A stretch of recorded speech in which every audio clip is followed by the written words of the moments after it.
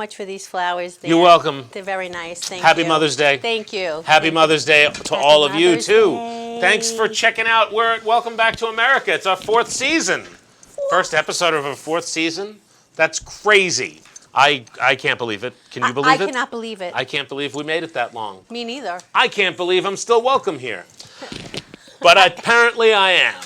We, as I said, we are celebrating Mother's Day.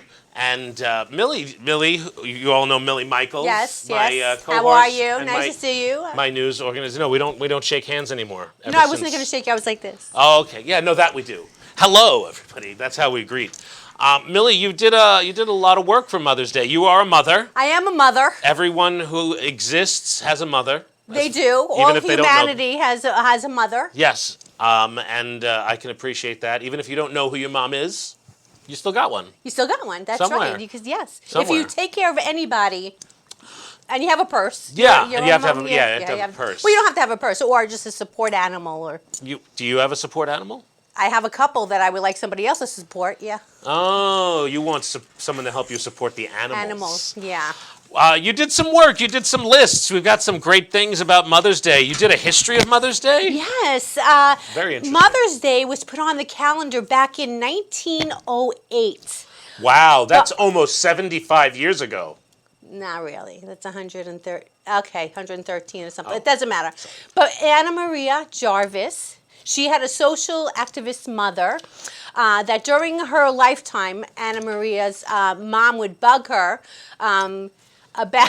That is not the picture. That is actually a picture of the youngest mom in history. That's... Not the one holding the baby, the other baby in the bed. She was 5 years old. 5 years old. That's important to know that was the youngest mom in history. Her name was Lena Medina. Yes. At least that's what the internet says. Yes, that's what the internet says. And they're like right half the time, something like the that. poor little girl's waiting for Jell-O. I mean, Right. she's hungry. All right. Anyway, so the mother would bug, of course, nag over and over, as mothers do. We all know that. She was telling Anna, "Oh, I wish somebody would make a special day for mothers because mother service is so matchless, and they give to everybody, and they're entitled to it." So somehow it got onto the calendar, and we celebrate every second Sunday in May.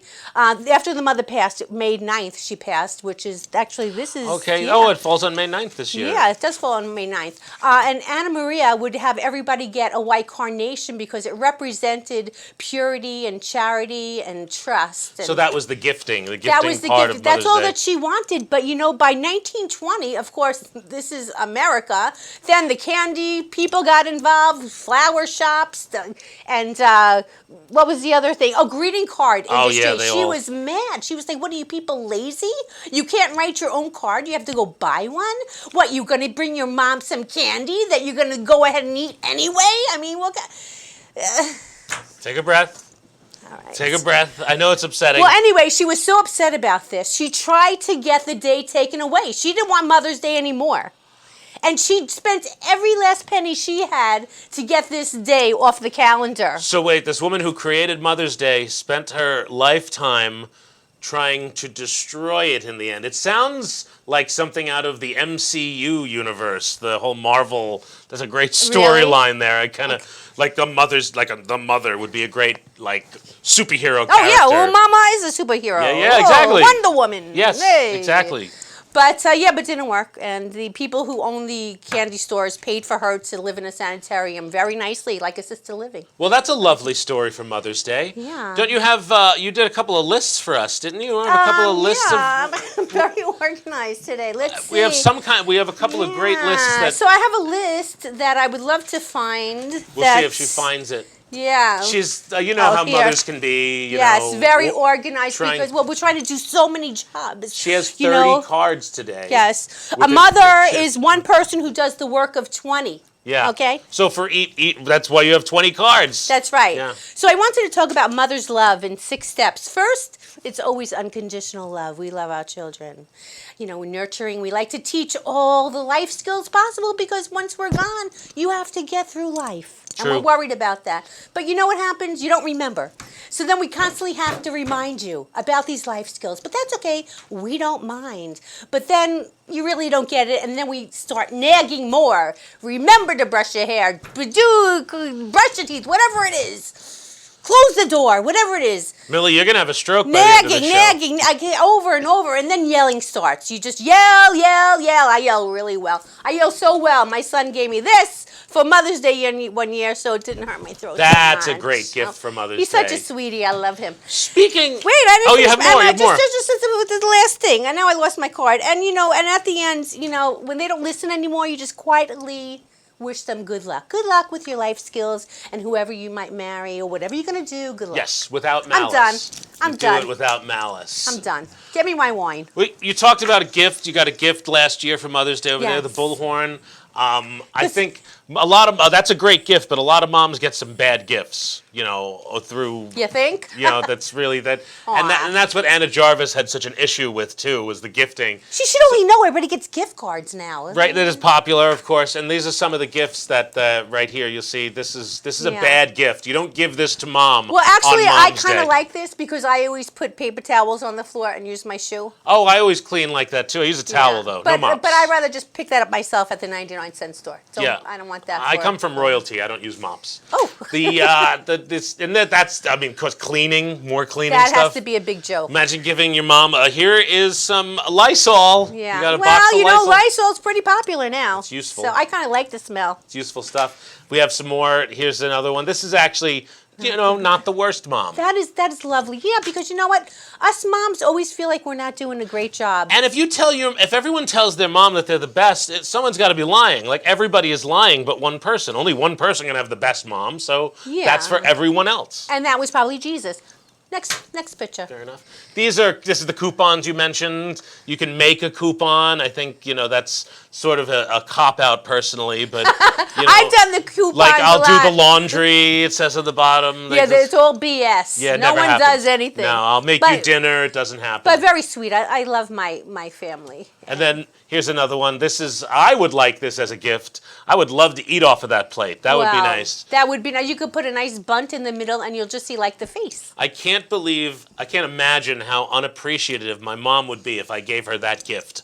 If I gave her a Darth Vader plate and then we put it up on the wall. That would stay on the wall forever. Now, you see, my son, once he gets married, his wife would probably like that because they're grown up in that Star Wars era. Right, yeah, no, it would be a great gift. You have another list, but I have a fear that you might not be able to find it because you've got so many cards today. No, I actually found the list because, Okay. things that make moms crazy, and I know you know this. Number one is homework. I just want to choke the kid, right? 4 hours for homework, really? It's longer than school, really? Okay. Then you have food preference. I don't like this, I don't like that, I don't like nuggets, I like pizza, I like hot dogs, and that's it. Nothing else. Spend my whole day trying to figure out dinner. Trying on clothes. I try to get my kid to try on clothes. Can he try on the clothes? That takes a couple of days. That's very long. One time I found him in Sears' dressing room playing his game, trying on clothes. Okay, I said, your mom's sitting out here waiting for you. So, and when a kid says, I'll be right there, it's bullshit again. Never happens. They don't come. Never. I could be lying on the floor dead. Wow. Or at least, yeah. That's your experience. And I'm like this, help me, and then nobody comes. That's your experience with your family and your children? I love them, though. I love them. That's awful. Yeah, but soon he'll be married and gone, and then I'll miss all those.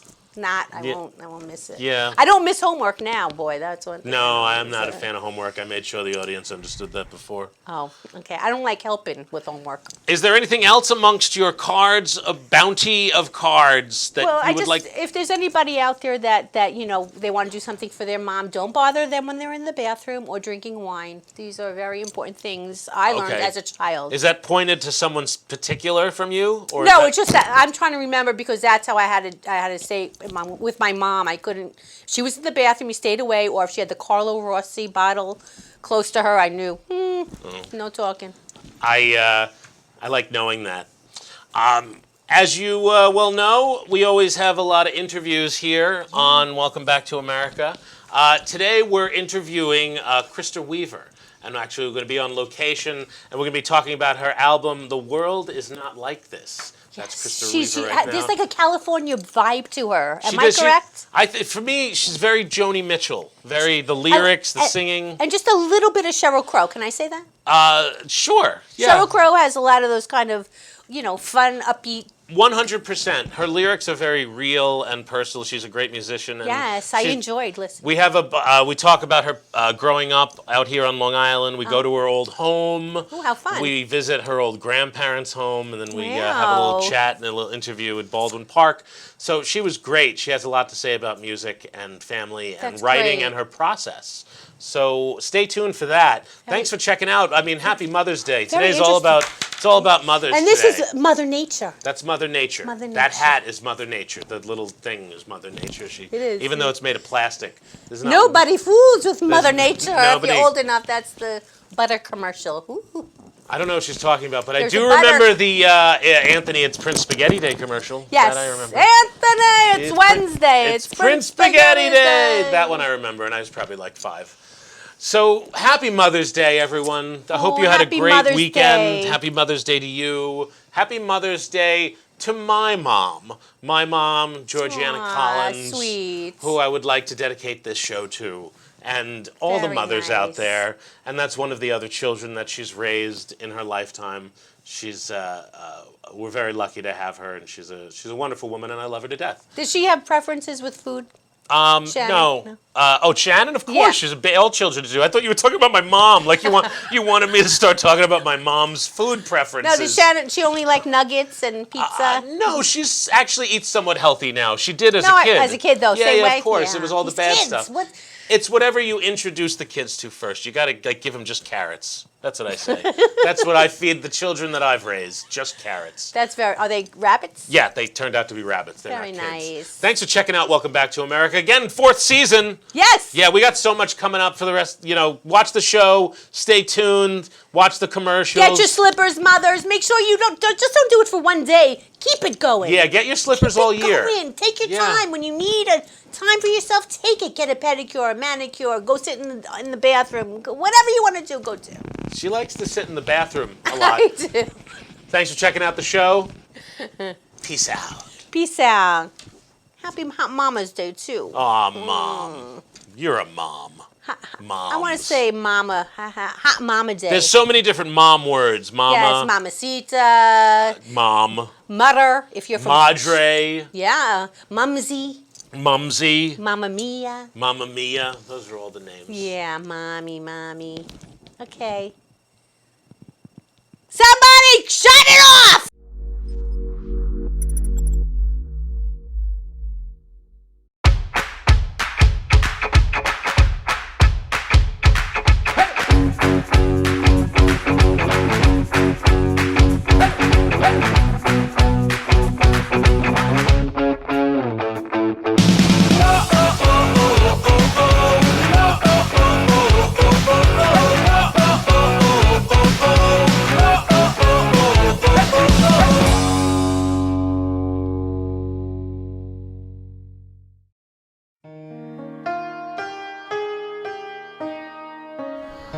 So here we are, back in front of the house you grew up in as a child. How long has it been since you've been here, and what are you feeling now? I'm not quite sure how I feel right now. About being here? The place seems beautiful and vibrant and full of life, and the neighbors were really friendly to us. And Yeah, we had several people come over to us while we've been here already. yeah, it's nice. And I'm happy to be here. Well, what do you remember about, do you have a first memory of being here? What is do you remember, were you born yet when this house was, when your parents had this house? No, we moved in here when I was about 2. My memories of being here, I have 2 very significant memories. One is the garage in the back, which my cousin locked me in when I was very, very young, for about 10 minutes. Everyone thought it was funny. The other memory is your mom inviting me over for Christmas, and I was sort of a last second, and she still made sure that I had a Christmas gift. Oh, that sounds like my mom. That is your mom. Yeah. That's you too. Yeah. But I remember it was a black turtleneck. It was like, it was great to be remembered here. And I always loved coming here because I was such good friends with your brother Mark, and we would hang out a lot. And I think my absolute first memory of ever being here is Mark laying back on a skateboard and coming down that road while my cousin Lauren was watching out for him. And then you lived here in the 70s, 80s, and 90s.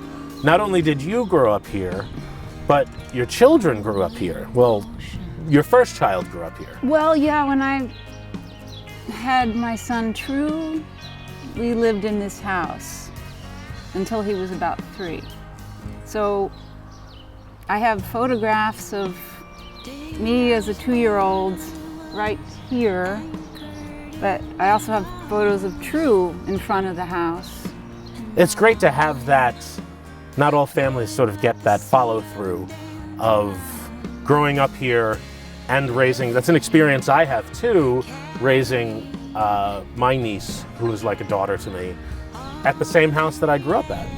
That doesn't really explain this place, though.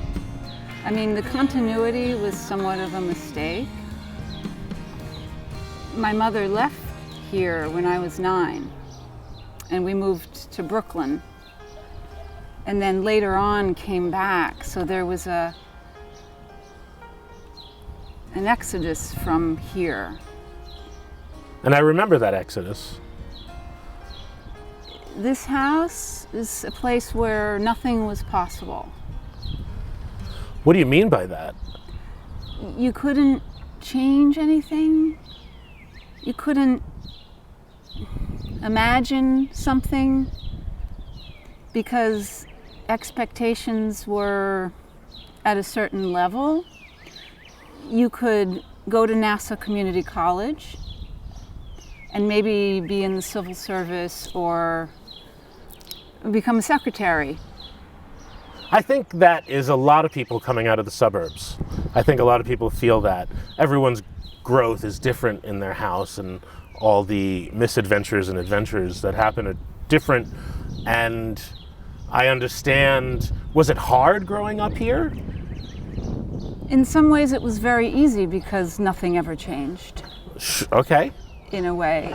I mean, even now, if you look at the house is the same that it was in 1980 when I probably first have any memories of it.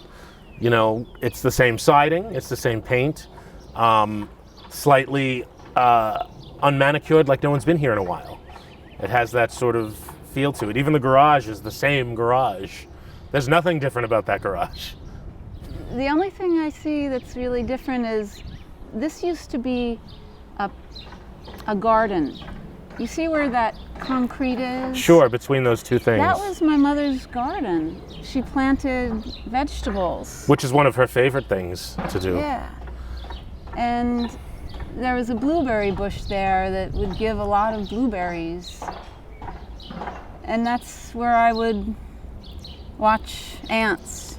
I'm not interesting. I did that as a kid too. I did that as a kid. I watched ants. I love watching bugs. You know, we played on the street and everything, and that's how I learned how to be a human being. But I was a quiet, shy kid who liked to spend time under the dining room table.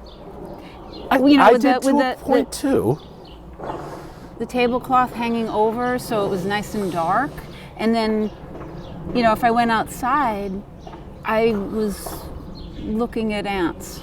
It's interesting to hear that side of you, because when I think of you, that's not what I don't think of, that introverted person. I don't see that.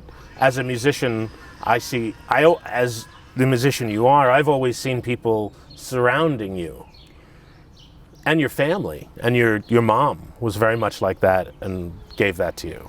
My extroverted persona is a maladaptation. Okay. Yeah, I'm an introvert by nature. Like already, I've had too many conversations today.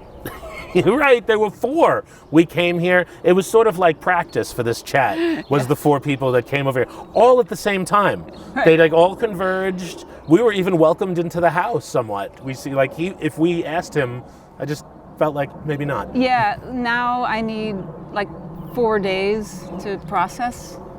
This experience. Yeah, up till now. That's interesting, because we're going to take a trip to your grandparents' house now, which is not too far away in Baldwin.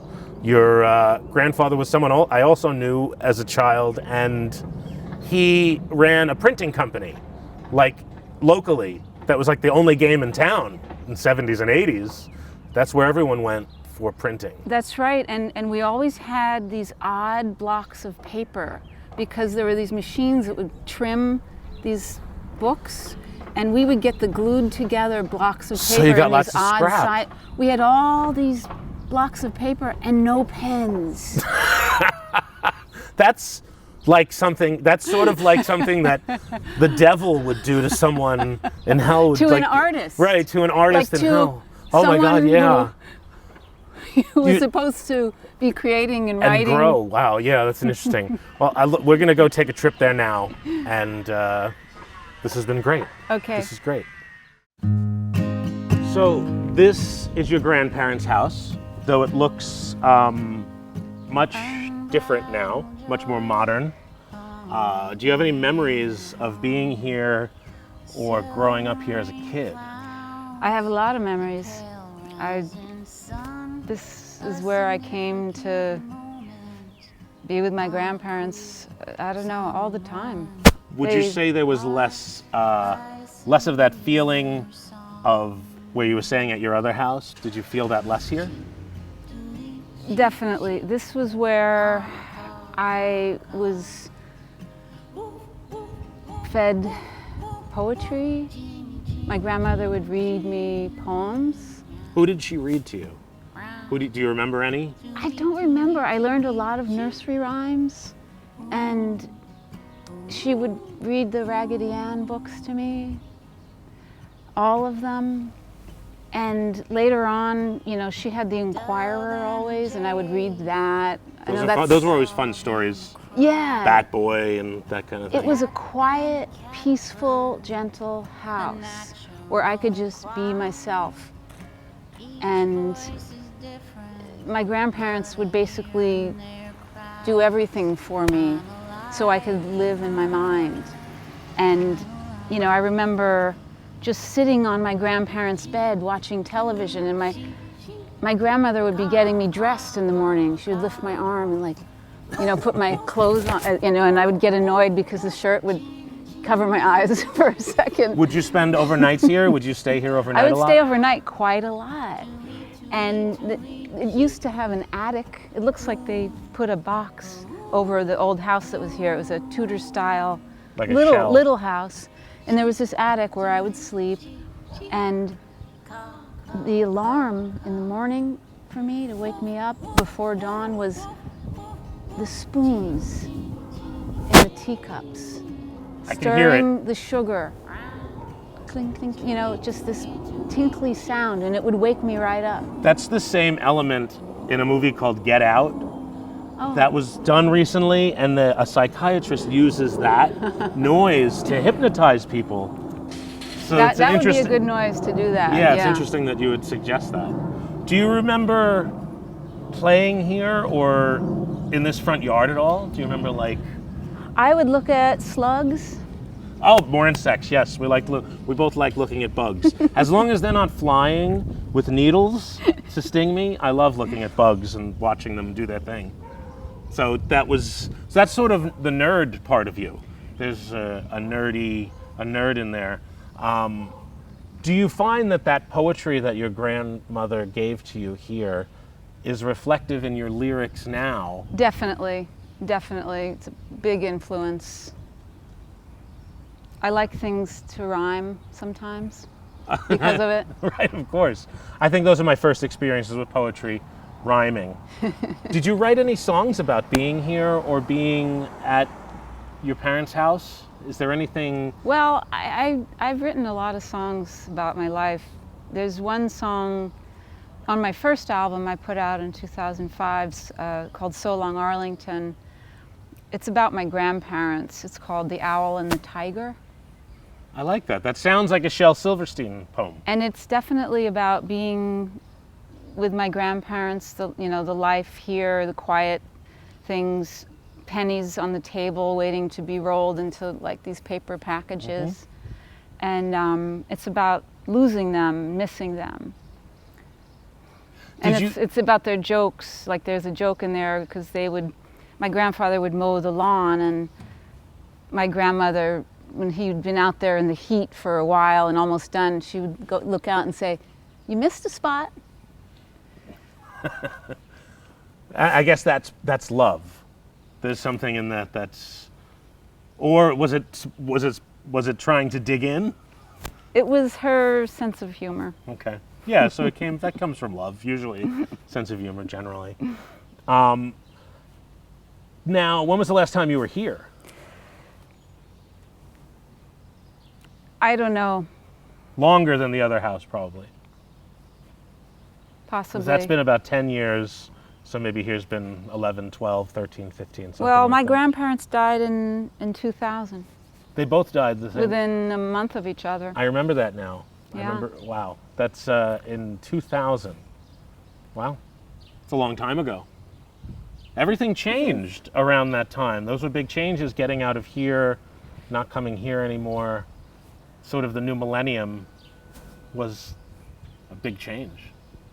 It was. I would have to think about what you just said to say something interesting about it. It's a little too general for me. Sure, I can appreciate that. This has been great coming here, just seeing how much something can change over years. Because I did see this house too, and now it's the modernity of it. It's very California-esque to me. The outside. Yeah, but driving through the neighborhood, it's beautiful. It's even more beautiful and lush than I remember it. Sure, the trees are alive today, and everybody really, the very well manicured yards. It's a nice place. I would live on Kings Parkway. I had a few friends over here over the years through high school and grammar school that lived over here, so I'd come over here. The first car accident I ever got into was over there, doing a 3-point turn, hit the car, drove away. I hope they don't remember me. But we're going to do a little more chatting after this, and we'll come back. Okay, Dan. This has been great.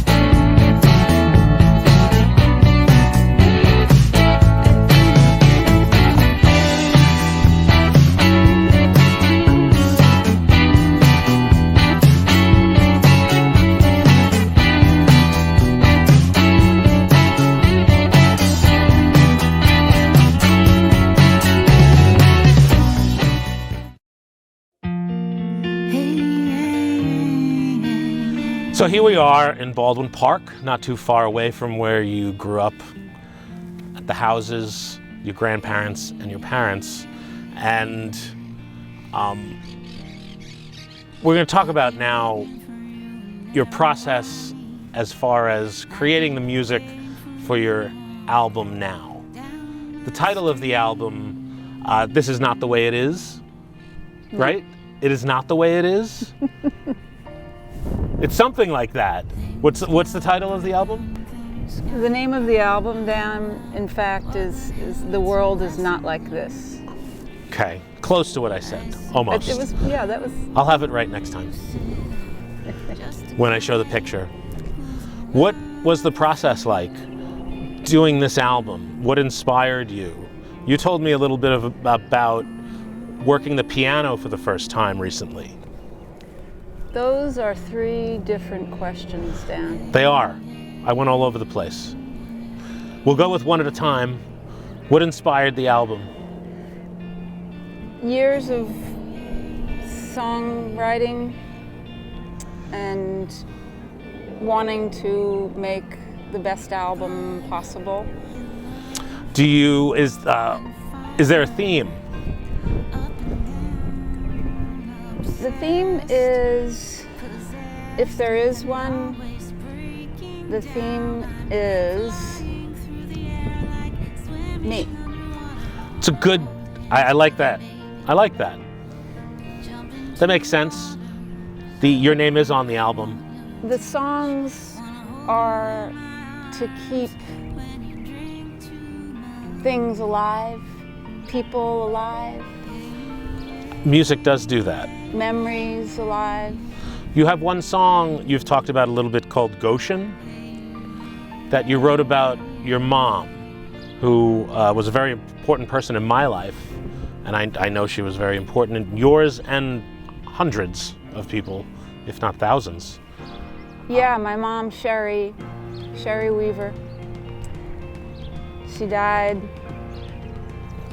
and I was driving back and forth to Connecticut from New York the year after she died quite a lot, and I would reach this T in the road, and one way was to Canaan and the other way was to Goshen, and I would always take the route to go to Goshen, to go through Goshen, Connecticut, because I liked the sense of it. You know, the biblical sense is the land of milk and honey.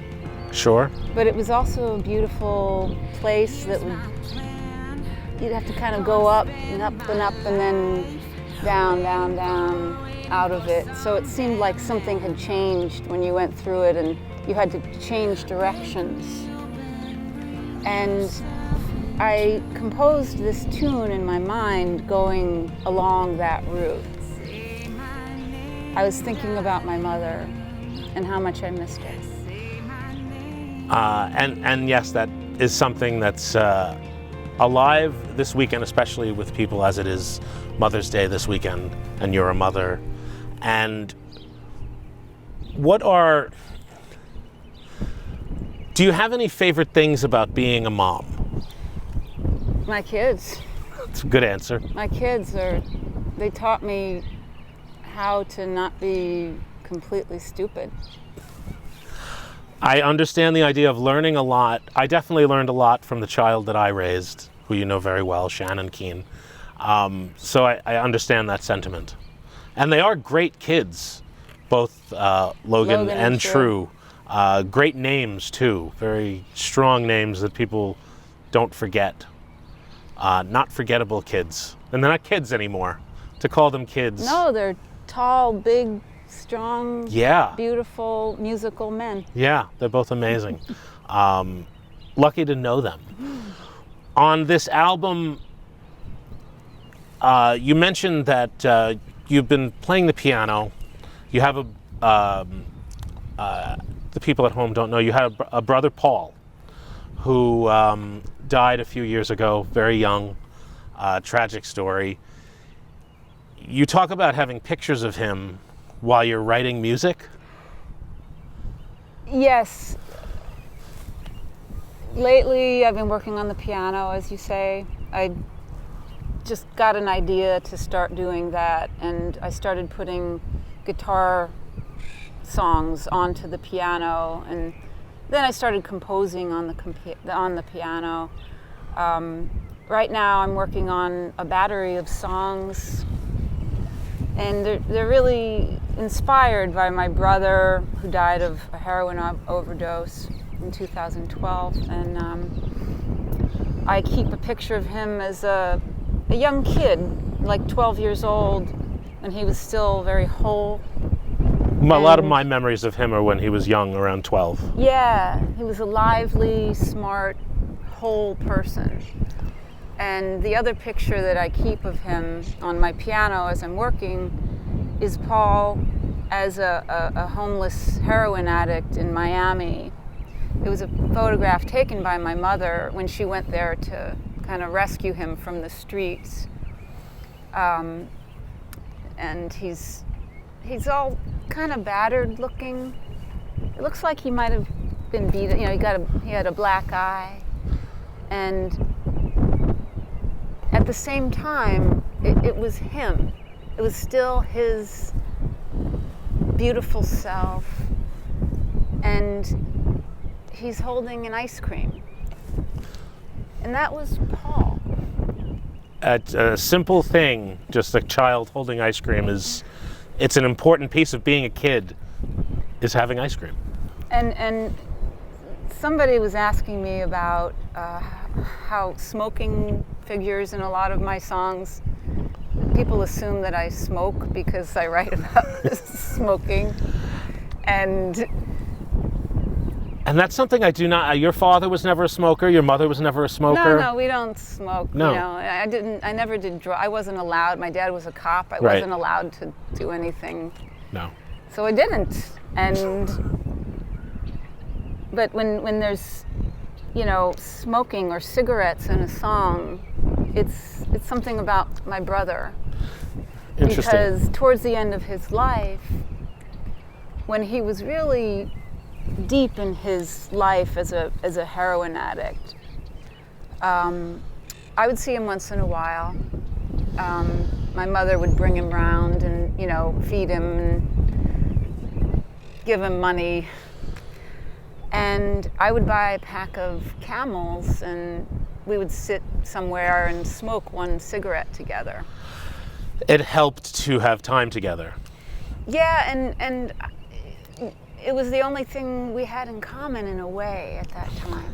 You know, it was I wanted to do something with him.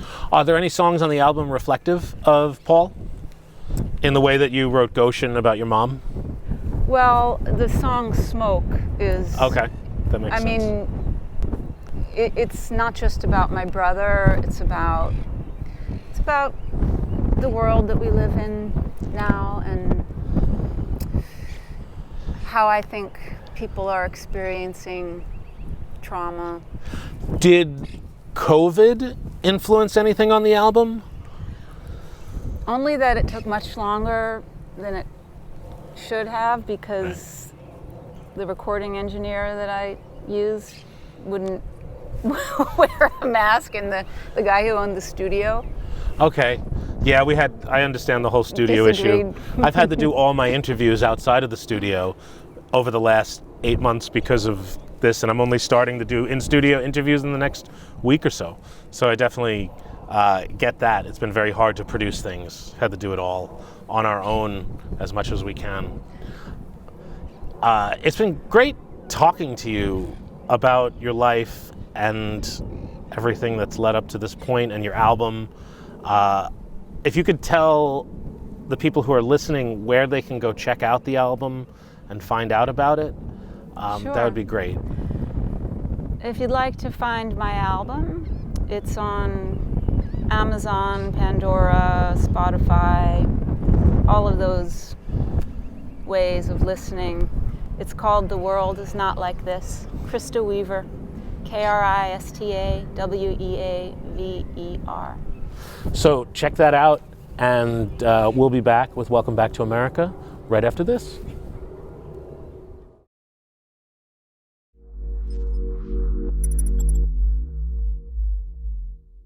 Me llaman Dan Pablo y hace más de 20 años me enamoré de una colombiana.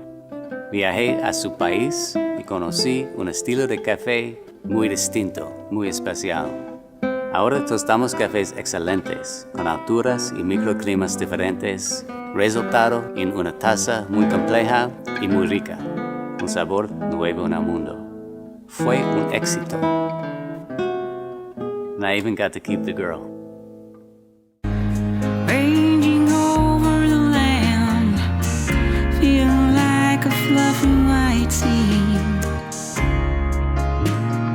carried on the breeze, all the way to Goshen.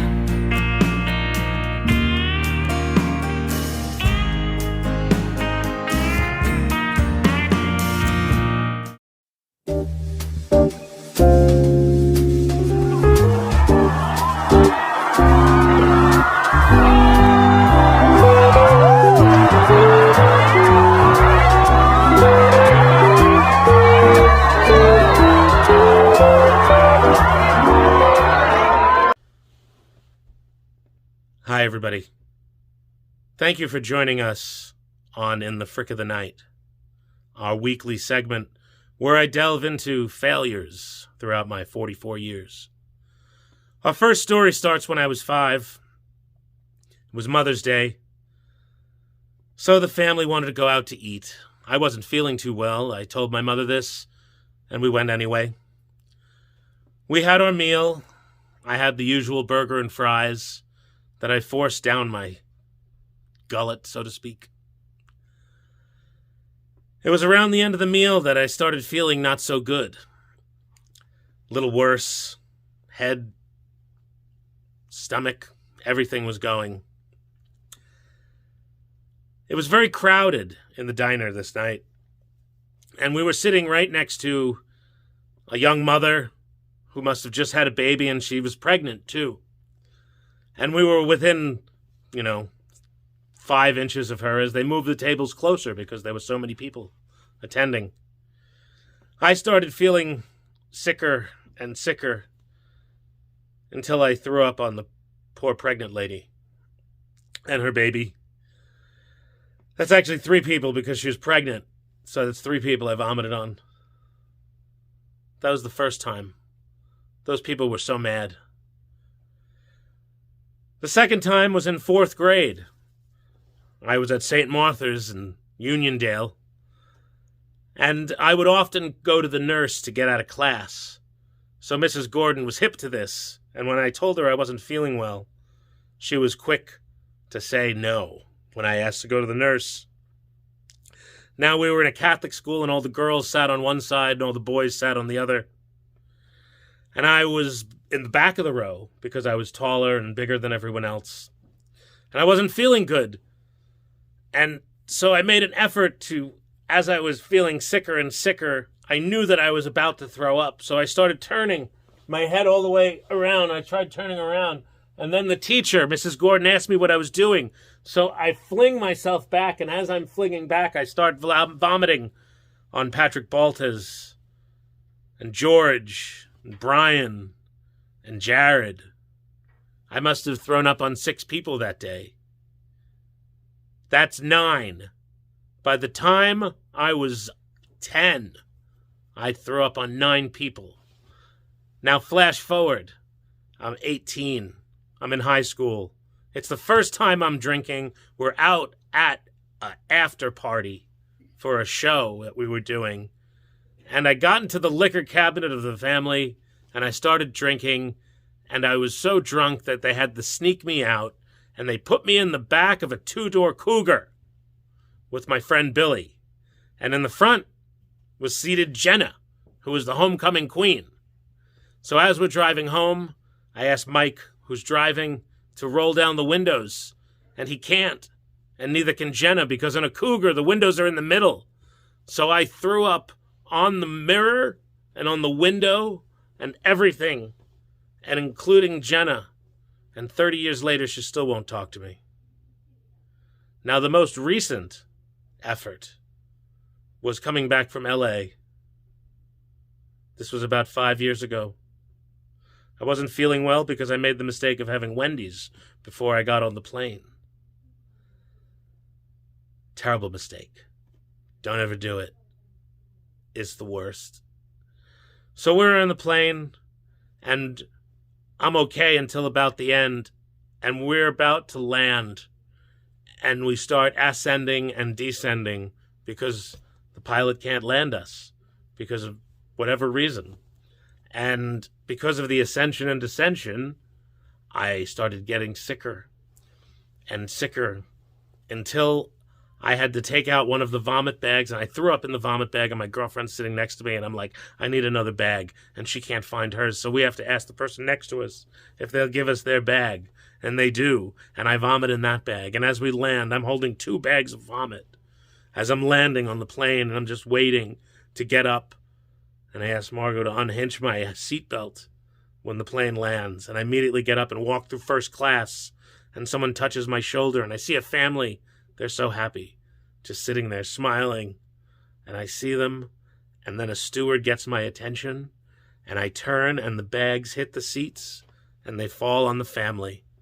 that happy family that was probably visiting New York for the first time. So those are my stories of vomiting on people. That was 15 people I vomited on, give or take 5.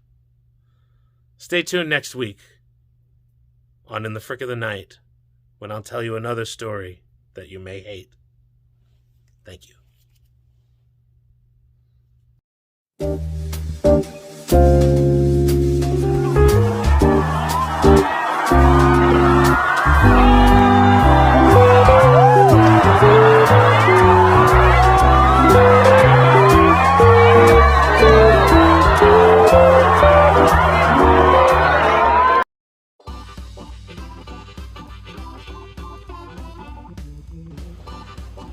Hey there, thanks for checking out Welcome Back to America this week. We had a great time learning a little bit about Mother's Day. I know I learned something. I had no idea who Anna Jarvis was before today. But that's what we do on Welcome Back to America. We learn things. We also learned about Krista Weaver and her album, which I had right here, but I don't now. But you know the album. You saw the interview. It was great. Krista Weaver rocks. Next week, we're going to be doing a live interview. Monday, 9 p.m. to 10 p.m. with Rich Walker and Chris Monty. They're a little comedy duo, and we're going to be talking about comedy duos over the next couple of weeks. So check out the show.